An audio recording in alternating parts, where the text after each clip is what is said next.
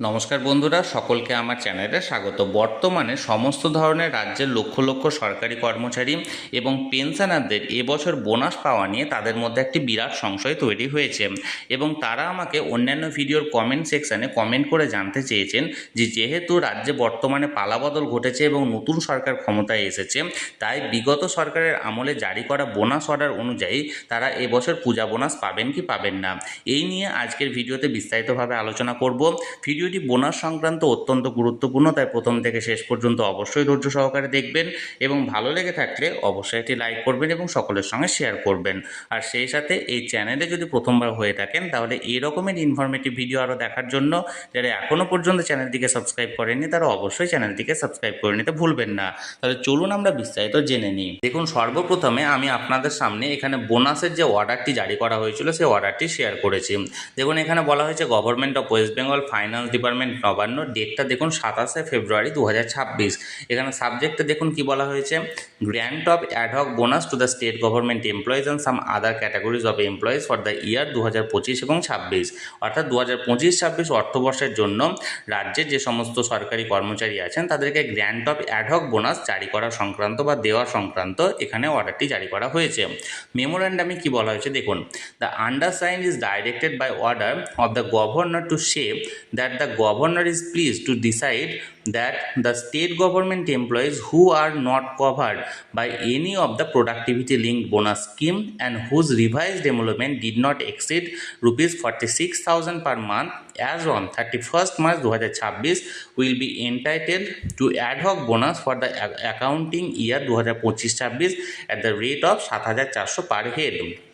অর্থাৎ রাজ্যের তরফ থেকে এখানে বলা হয়েছে যে যে সমস্ত কর্মচারীরা আছেন বা সরকারের কর্মচারীরা আছেন যারা অন্য কোনো প্রোডাক্টিভিটি লিঙ্ক বোনাস স্কিমের মধ্যে যুক্ত নেই, তাদেরকে যে গ্রস এমুলমেন্ট সেটা 46,000 টাকা 31শে মার্চ 2026 অনুযায়ী যদি সেটা ক্রস না করে, অর্থাৎ 31শে মার্চ 2026-এর মধ্যে তাদের গ্রস এমুলমেন্টে যদি 46,000 বা তার কম থাকে, তাহলে তাদেরকে এই 25-26 অর্থবর্ষের জন্য 7,400 টাকা পার হেড বোনাস এখানে জারি করা হবে। The upper eligibility ceiling of rupees 46,000 per month as on 31st March 2026 will be applicable irrespective of whether the emolument are drawn in the pre-revised or revised structure or pay or on fixed বা consolidated contract pay। অর্থাৎ এই যে 46,000 টাকার যে এমুলমেন্টের বিষয়টি, সেটি 31শে March 2026 অনুযায়ী calculation হবে কি বেসিসে, সেটা প্রি রিভাইজড স্কেলের মধ্যে হোক বা বর্তমান রিভাইজ স্কেলের মাধ্যমে হোক বা এটা ফিক্সড বা কনসোলিডেটেড কন্ট্রাক্ট পের মাধ্যমে হোক, সমস্ত ক্ষেত্রেই 46,000 টাকাটা ম্যাক্সিমাম লিমিট হিসাবে ধরা হবে। দেখুন number 2, the benefit will be admissible subject to the following term and condition.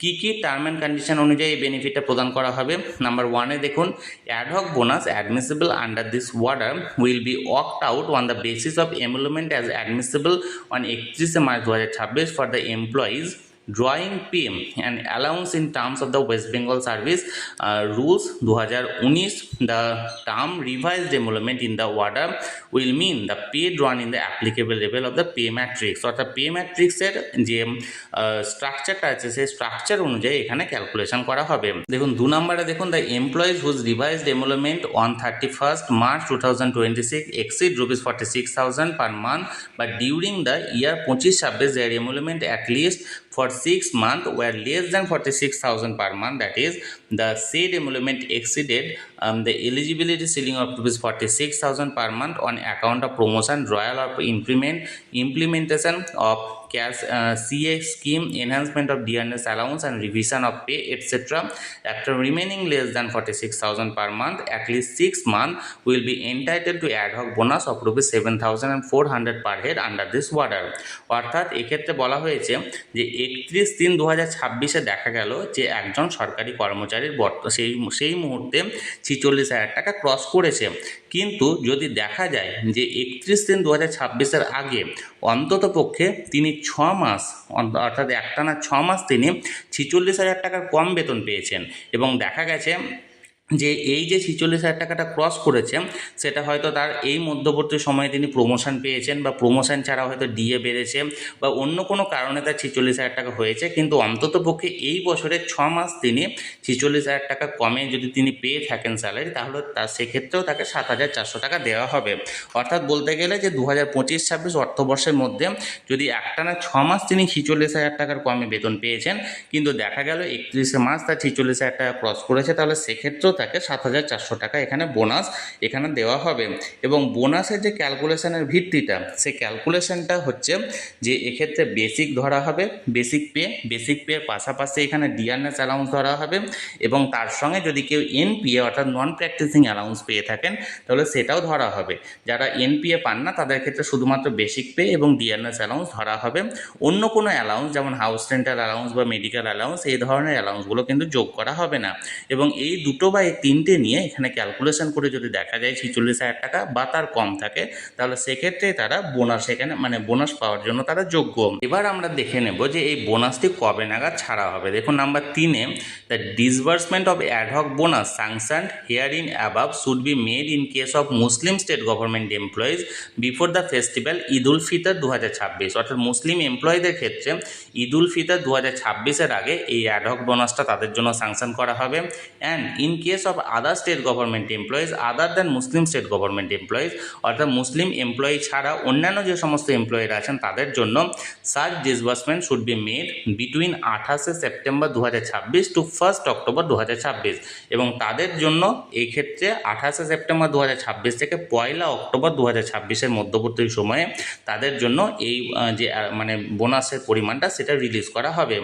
In case of failure the disbursement should be made as early as possible before the festival of Eid ul Fitr বা দুর্গাপূজা। যদি কোনো কারণবশত এটা failure ঘটে থাকে তাহলে এটা as early as possible এটা ছাড়া হবে কি মুসলিম এমপ্লয়ীদের ক্ষেত্রে ঈদ উল ফিতরের আগে, বা অন্যান্য এমপ্লয়ীদের ক্ষেত্রে দুর্গাপূজার আগে। তাহলে এক্ষেত্রে এবার বলে রাখি যে এখানে যে বোনাসের অর্ডারটি জারি করা হয়েছিল বিগত সরকারের আমলে, সেই অর্ডারে এখানে ক্লিয়ারলি বলা হয়েছে যে এখানে 46,000 টাকার মধ্যবর্তী 46,000 টাকা বা তার কম যদি কেউ স্যালারি পেয়ে থাকেন তাহলে সেক্ষেত্রে তারা বোনাসের জন্য যোগ্য, এবং 7,400 টাকা তাদেরকে বোনাস দেওয়া হবে। এবং তারা পাবেন কোন কোন সময়ে, মুসলিম এমপ্লয়ীদের ক্ষেত্রে হচ্ছে ঈদ উল ফিতরের আগে, এবং অন্যান্য এমপ্লয়ীদের ক্ষেত্রে হচ্ছে দুর্গাপূজার আগে, বা এখানে একটা সময় লিমিট দেওয়া হয়েছে।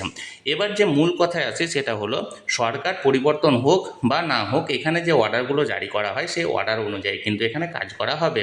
এবং যেহেতু অন্যান্য এমপ্লয়ি অর্থাৎ মুসলিম এমপ্লয়ীদের ক্ষেত্রে এই বোনাসের পরিমাণটা ঈদ উল ফিতরের আগে রিলিজ করে দেওয়া হয়েছে, তাই আপনারা নিশ্চিন্ত থাকতে পারেন যে আপনাদের যে বোনাসটা আছে সেটা অবশ্যই আপনারা পাবেন, এবং সেটা দুর্গাপুজোর আগে বা এখানে যে সময়সীমার লিমিটটা দেওয়া হয়েছে সেই লিমিটের আগে পাবেন। তাই অযথা আপনাদের টেনশন করার কোনো রকম কোনো বিষয় নেই যে আপনারা সরকার চেঞ্জ হয়েছে বলে যে আপনারা বোনাস পাবেন না, সেমনটা কোনো নয়। এখানে সরকার চেঞ্জ হলে যে অর্ডারগুলো জারি করা হয় সেই অর্ডারটি কিন্তু প্রযোজ্য থাকে। তাহলে বন্ধুরা, সরকারি কর্মচারীদের বোনাস পাওয়া নিয়ে যে সংশয়টি তৈরি হয়েছিল, আশা করি আমি আজকের এই ভিডিওর মাধ্যমে সেই সংশয়টি মেটাতে সক্ষম হয়েছি। যদি আপনাদের কোনো রকম কোনো প্রশ্ন থাকে এই সংক্রান্ত অবশ্যই কমেন্ট করতে পারেন। আর এই ভিডিওটি যদি ভালো লেগে থাকে অবশ্যই একটি লাইক করুন এবং সকলের সঙ্গে শেয়ার করুন। আর সেই সাথে এই চ্যানেলে যদি প্রথমবার হয়ে থাকেন এই রকমের ইনফরমেটিভ ভিডিও আরও দেখার জন্য যারা এখনও পর্যন্ত চ্যানেলটিকে সাবস্ক্রাইব করেনি তারা অবশ্যই চ্যানেলটিকে সাবস্ক্রাইব করে রাখুন।